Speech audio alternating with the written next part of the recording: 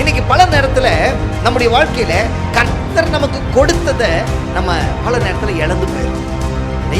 கர்த்தர் நமக்கு கொடுத்ததை பல நேரத்துல என்ன செய்யறோம்? இழந்து போயிடும். கர்த்தர் நமக்கு கொடுத்த அபிஷேகத்தை இழந்து போயிடும்.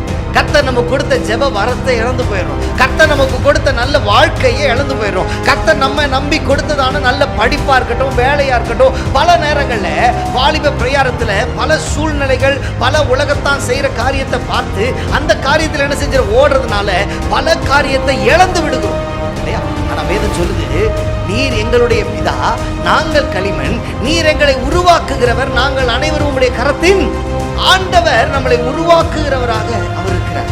இன்னைக்கு நாம அவர் உருவாக்குவதற்கு நம்மளை நம்ம விட்டு கொடுக்குறோமா என்பது ரொம்ப முக்கியம். இன்னைக்கு பல நேரத்துல நம்மளை என்ன செய்யறதில்ல, ஆண்டவர்கிட்ட விட்டு கொடுக்கறது இல்லையா? ஆண்டவர்கிட்ட என்ன செய்யறதில்ல, விட்டு கொடுக்கறது இல்லை.